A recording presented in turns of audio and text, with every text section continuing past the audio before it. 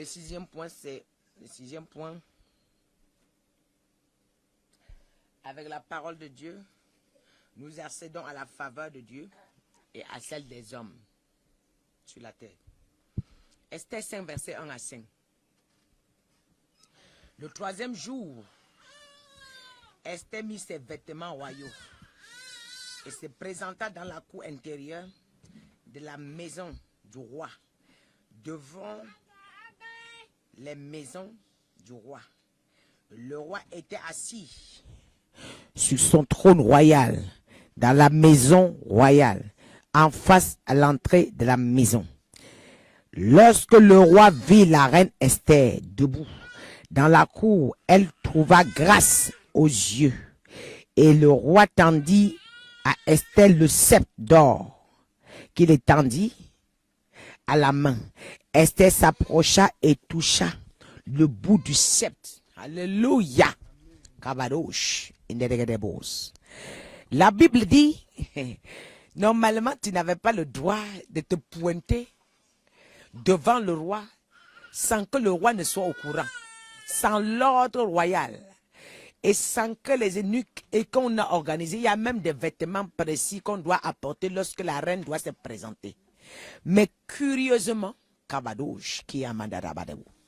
Curieusement, quelqu'un n'a pas demandé, n'a pas l'ordre, n'a pas l'autorisation. Esther n'avait pas l'autorisation, mais s'est vêtue débraillée, pieds nus, sans chaussures, rien. Elle s'est pointée au palais parce qu'elle avait pris un jeûne. Dieu a agréé à son jeûne.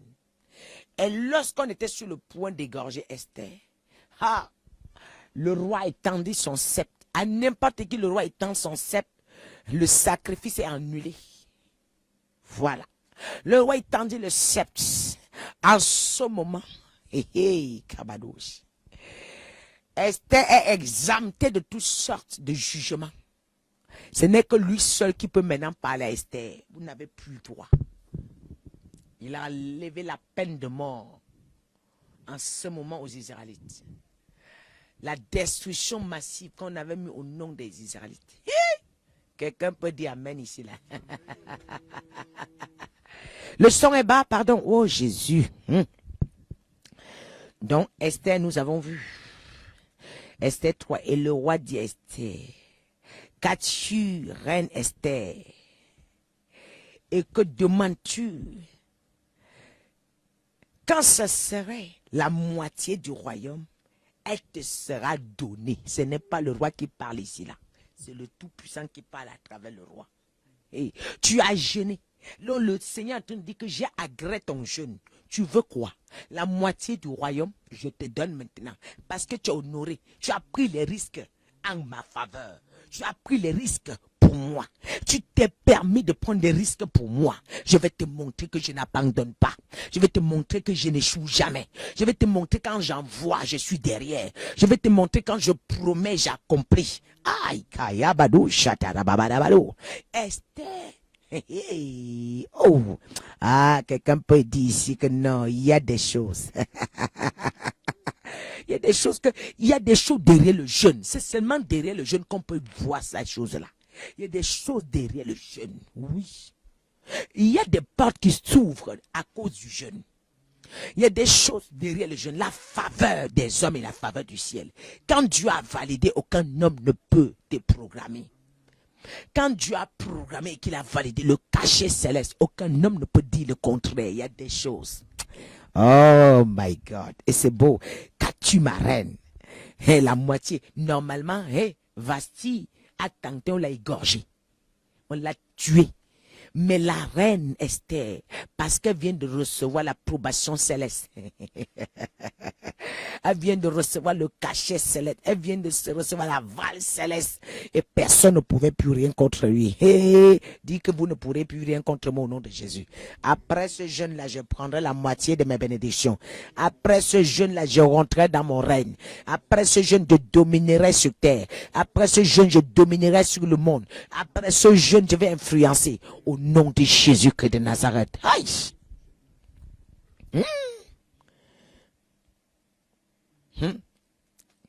Et le quatrième, Esther répondit, si le roi le trouve bon, que le roi vient aujourd'hui avec Aman au festin que je lui ai préparé. Et le roi dit, allez, tout de suite, cherchez Aman comme le désir Esther. Le roi se rendit. Oh! My God, avec Aman au festin qu'avait préparé Esther. C'est la mort de Aman qui est préparée. Donc en ce moment, les désirs du Esther sont les ordres du roi. Le roi ne peut plus rien dire. Tout ce que Esther désire, ce sera validé. Ah, ce soir, après ce jeûne, ce que tu désires devant l'Éternel sera validé au nom de Jésus. Ce que tu désires devant l'Éternel, tu vas obtenir. Tu obtiendras au nom de Jésus. Après ce programme, les hommes ne vont plus te reconnaître. Après ce programme, tu seras distingué. Ah oui, la marque de la distinction va commencer après ce jeûne. Le mois de janvier, c'est le mois où nous préparons toute l'année. Tu n'as pas le droit de te fâcher au mois de janvier. Tu n'as pas droit à l'erreur le mois de janvier. Quand tu es en colère le mois de janvier, tu gâtes ton année. Je pense que cette année-là, tu ne vas pas gâter au nom de Jésus. Tu ne vas pas détruire au nom de Jésus. Amen. Amen. Le 7e point quand j'ai promis. Nous accédons à la puissance surnaturelle par le jeûne.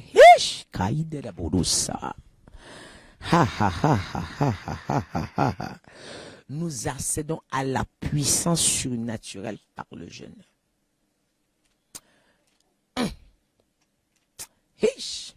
Écris avec moi puissance.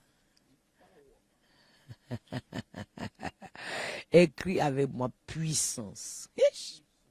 Nous accédons à la puissance surnaturelle par le jeûne. Yes. Matthieu 17, verset 21. Mais cette sorte de démon ne sort que par la prière et par le jeûne. Yes. Vous voyez, Jésus se retrouve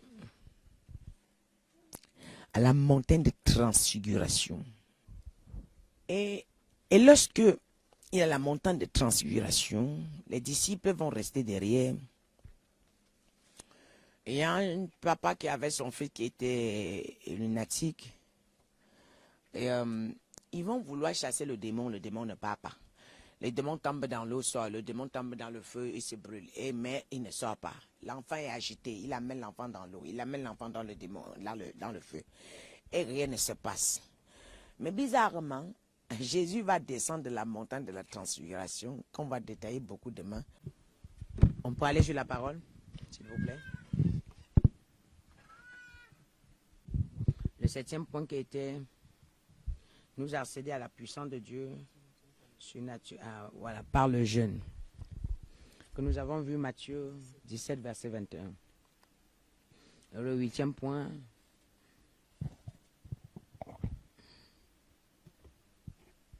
La puissance spirituelle brute répond au jeûne.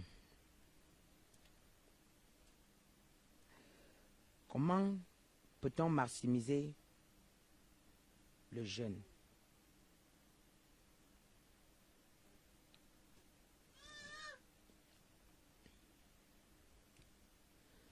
Que fait-on pour que le jeûne ne soit pas un exercice religieux? Que fait-on pour que le jeûne ne soit pas non seulement un exercice religieux, mais un outil spirituel? 1. Il faut un objectif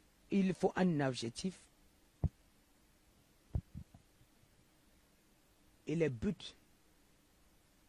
clairement définis.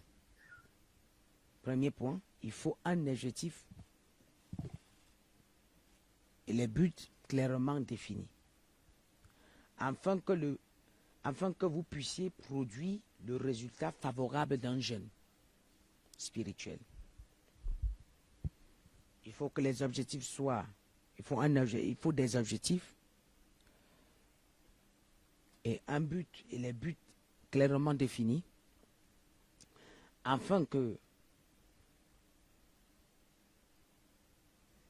vous puissiez produire les résultats favorables pour un jeune. Car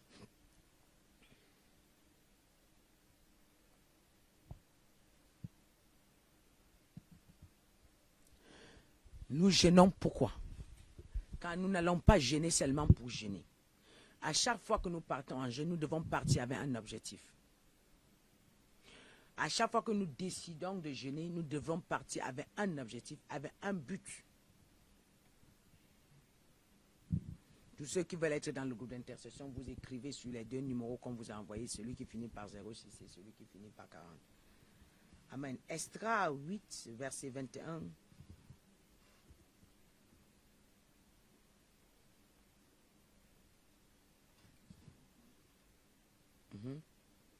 Verset 21 à 23. Nous voyons que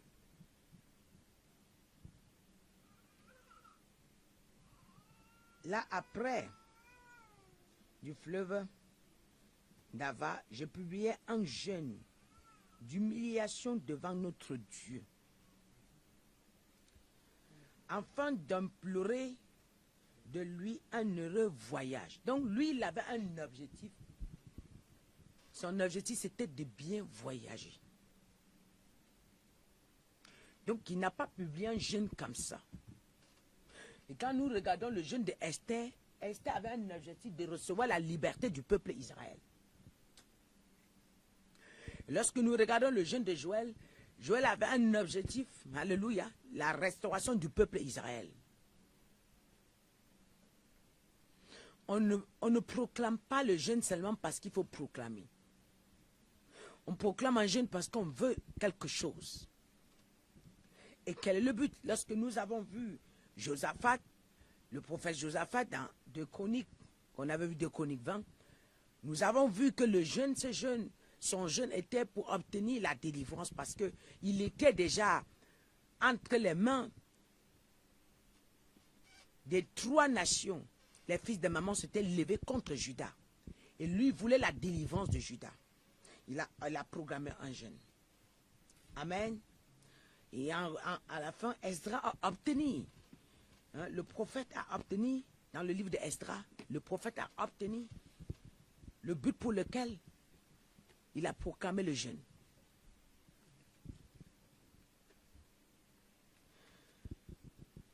Et alors, comment faire pour que le jeûne produise, pour obtenir des meilleurs fruits pendant votre jeûne? Premièrement, nous devons chercher Dieu. Deuxièmement, nous devons chercher Dieu avec passion pendant le jeûne.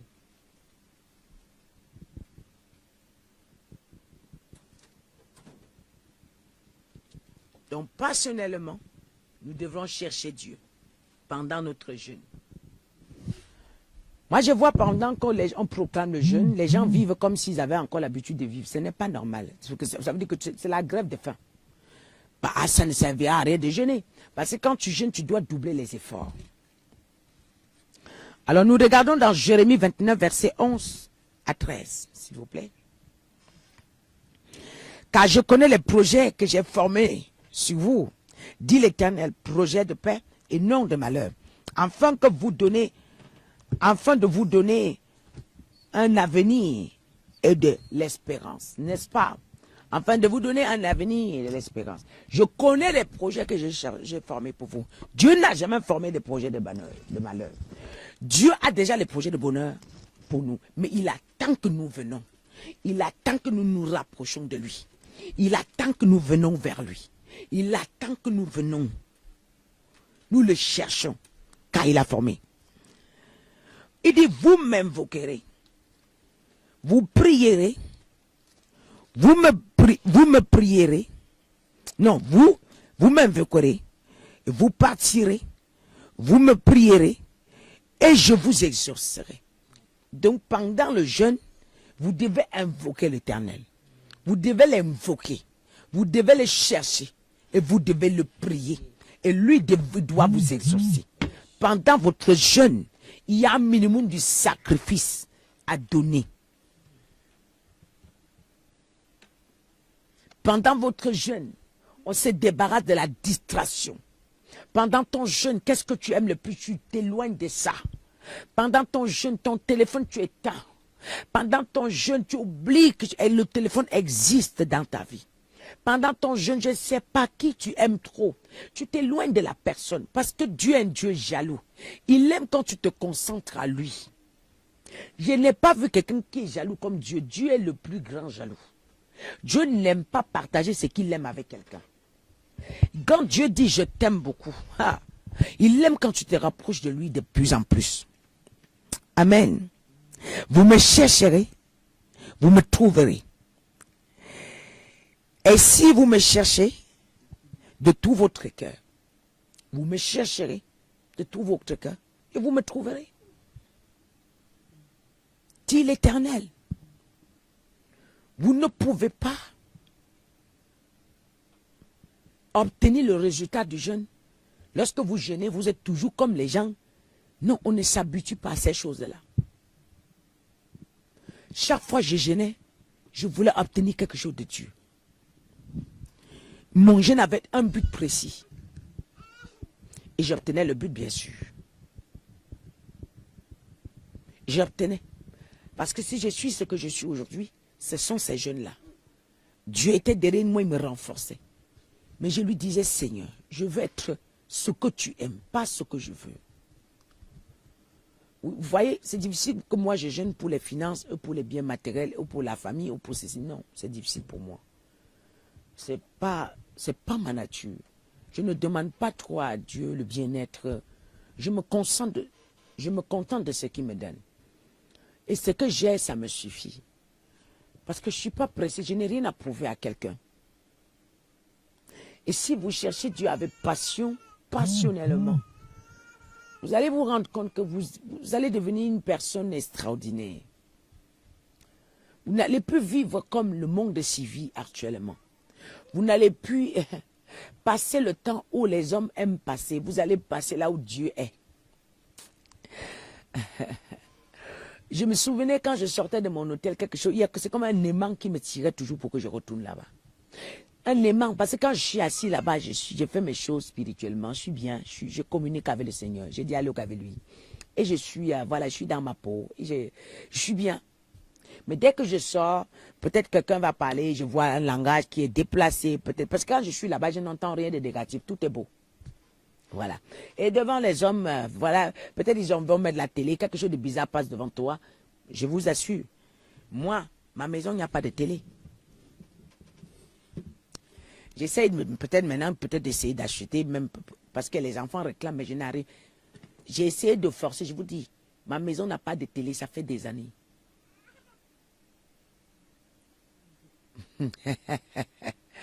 Tu seras choqué?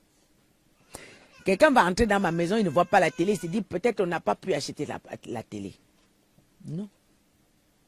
La distraction se trouve là-bas. Il y a beaucoup de distractions. Ils ont tellement crié, ou c'était en 2020, je ne sais pas, 2020, ouais. Je les ai acheté une télé. Quand j'ai acheté la télé, je me suis déplacé, je suis allé au Cameroun pour un séminaire. Je suis revenu trouver que la télé est cassée. Je n'ai pas trouvé la télé là. Quand ils ont ouvert la télé, je n'étais pas là. Avant que je ne revienne, la télé s'est cassée. J'ai dit de toutes les façons, vous avez vu, j'ai demandé. Vous avez demandé, j'ai acheté. Voilà, il n'y a plus de télé.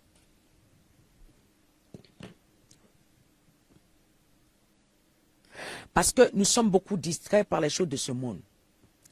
Parce qu'avant que Dieu ne me touche, j'étais un fanatique de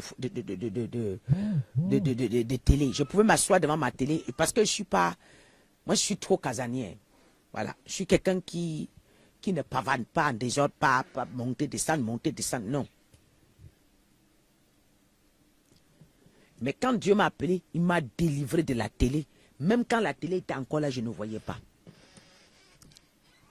Je dis, le jour que je me suis assis, j'ai dit que mettez le journal, je voulais voir le journal. Tout le monde a crié. Hey! Maman a demandé quoi? Attends.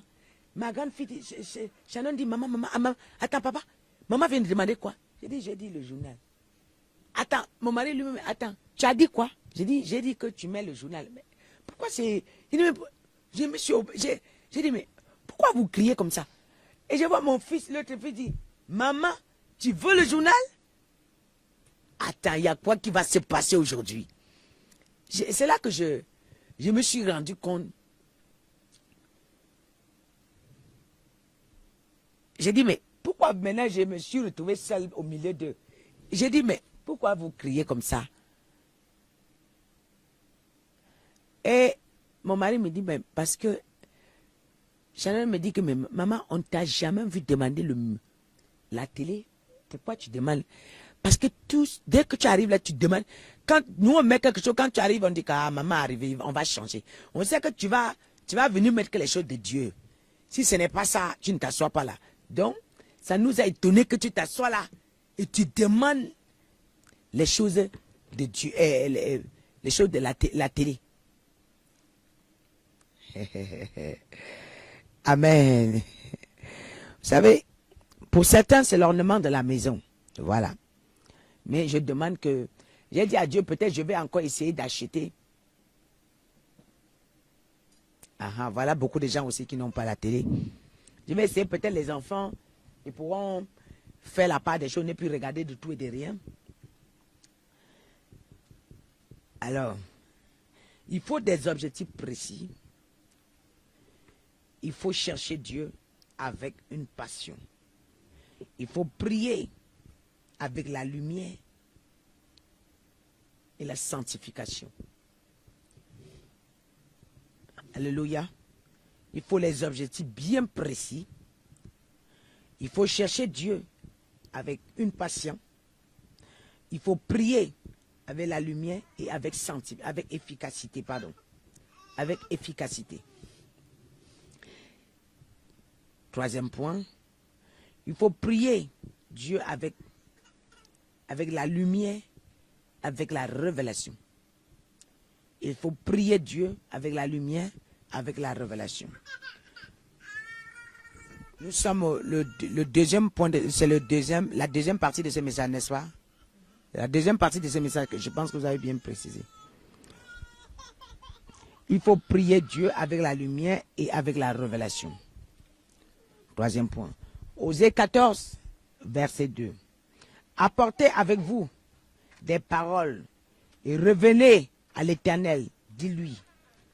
Pardonne toutes les iniquités et reçois tout favorablement. Nous t'offrions au lieu des taureaux l'hommage de nos lèvres. Bien-aimés,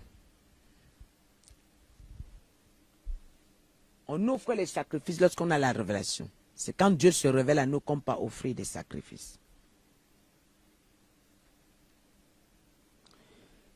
Et bien aimé, lorsque le feu est dans ta bouche, il y a des gens qui ouvrent la bouche, c'est le feu qui sort. Mais quand on a la révélation de ce qu'on fait, on ne tâtonne plus. Quand on le cherche clairement, on a la révélation.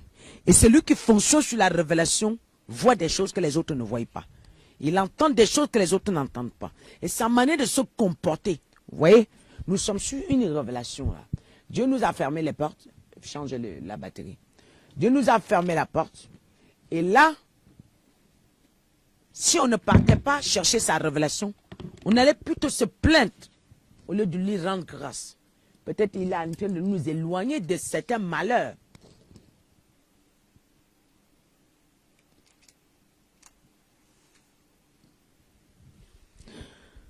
Amen. Alléluia. Non, Osée 4, verset 2. Osée 14, verset 2.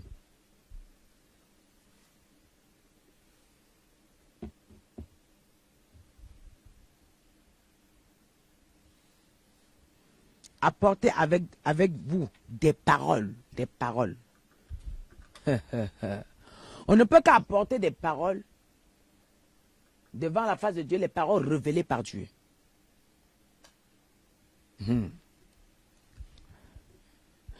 Le quatrième point.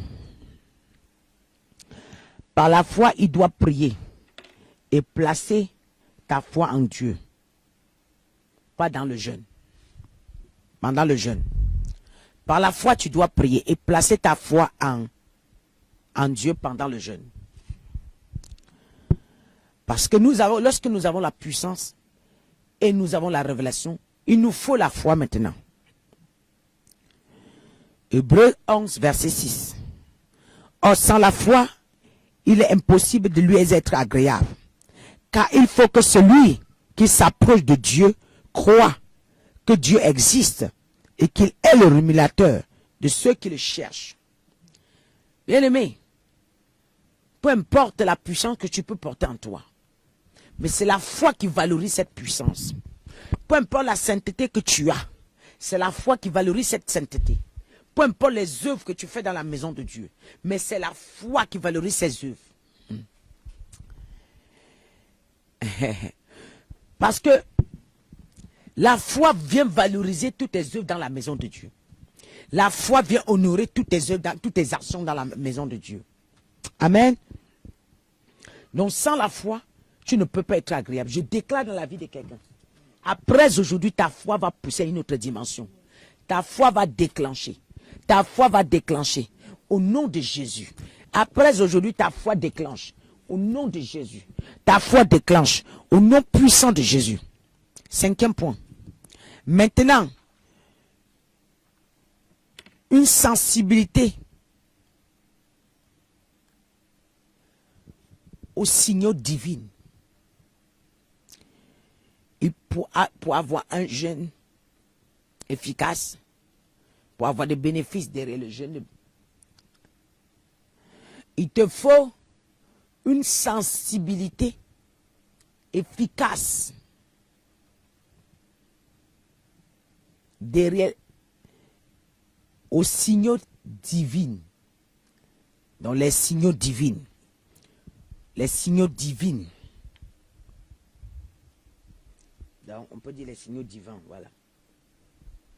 Il te faut une sensibilité aux signaux divins.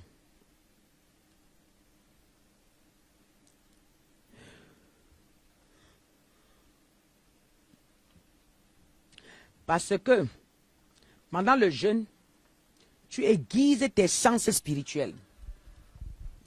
Parce que pendant le jeûne, tu aiguises tes sens spirituels.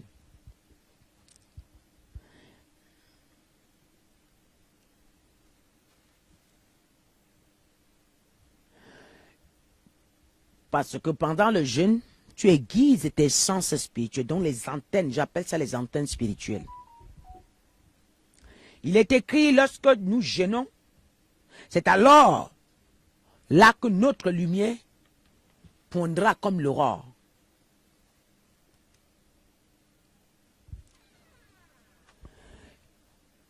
Ésaïe 58, verset 6. Voici le jeûne auquel je prends plaisir. Détache les chaînes de la méchanceté, dénoue les liens de la servitude, renvoie libre les opprimés, et que l'on rompe toute espèce de joug. Lorsque nous jeûnons, nos sens spirituels deviennent sensibles. Lorsque nous jeûnons, nos sens spirituels deviennent sensibles.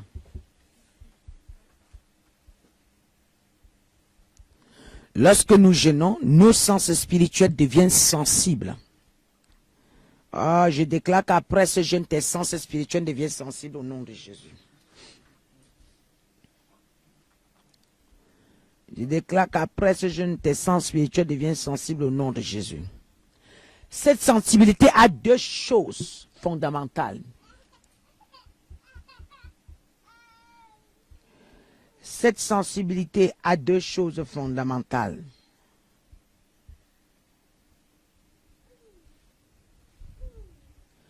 Premièrement,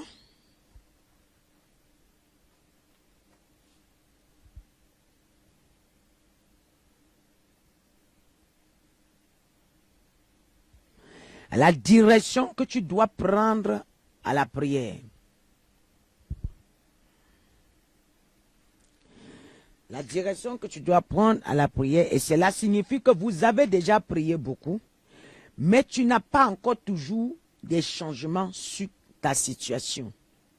Maintenant, tu as besoin d'une prière, une direction de prière. Parce que quand on n'a pas la direction de prière, on prie en désordre, mais rien ne change.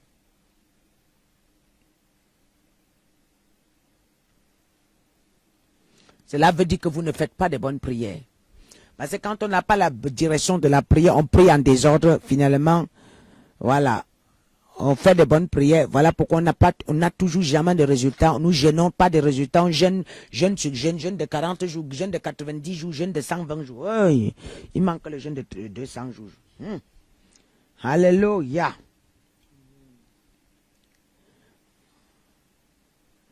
Et deuxième point, une sensibilité à la direction de ta destinée. Vous voyez? Cela signifie que tu as assez prié. Voici ce qui tient tes affaires. Voici ce qui tient ta destinée. Voici ce qui tient tes enfants. Tu as assez prié. Voilà le résultat. Donc quand Dieu te montre ce qui bloquait ta vie, ça veut dire que tu es allé à la solution. Une fois que tu vois le problème de ta vie, tu es allé à la solution. Voilà pourquoi quand le diable, quand les balles viennent te bloquer, ils font quoi? Ils ferment d'abord vos yeux. Vous ne voyez même pas les qui vous menottent, les qui vous ont mis les chaînes, les qui vous fatiguent. Vous n'avez plus des yeux spirituels. Parce qu'ils savent que s'ils ont les yeux spirituels, ils te voient. Si tu le vois, tu vas partir. Amen. Cela signifie que tu as assez prié. Et Dieu te répond en te disant, voici ce qui tient tes affaires. Voici ce qui tenait tes enfants. Voici ce qui bloquait ta famille. Amen. Et le Seigneur aussi peut te dire, voici le genre de personnes que tu ne dois plus fréquenter. Voici le genre de personnes que tu dois quitter. Donc il ne faut plus fonctionner avec n'importe qui. Alléluia. Et le Seigneur aussi peut te dire, voici le genre d'affaires que tu dois entreprendre. Parce que pourquoi est-ce que nous échouons beaucoup devant Dieu? Parce que nous entreprenons les affaires sans demander son avis. Est-ce qu'il est dedans?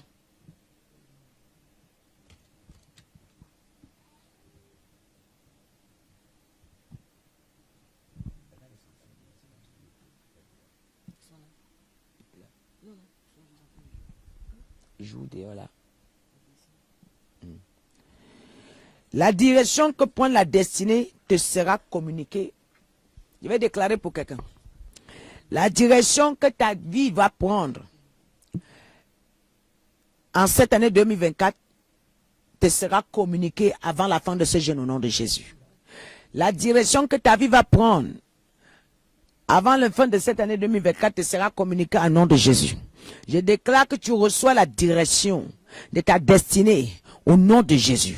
Je déclare que tes signaux spirituels soient enlevés au nom de Jésus. Je déclare à partir de maintenant, ta vie ne sera plus jamais pareille. Tu rentres dans une autre dimension. Que le Dieu que j'essaie te visite autrement. Pendant ce jeûne, tu changes ta manière de vivre. Pendant ce programme, tu quittes des gens qu'il ne fallait pas fréquenter. Pendant ce programme, tu effaces des numéros qui te bloquaient le téléphone, qui t'empêchaient de recevoir des bons téléphones, des bons messages, au nom de Jésus. Je déclare aussi, tu vas recevoir les messages favorables, les réponses favorables, dans tous tes documents, dans tous tes dossiers, au nom puissant de Jésus. Et cette année pour toi est une année de distinction.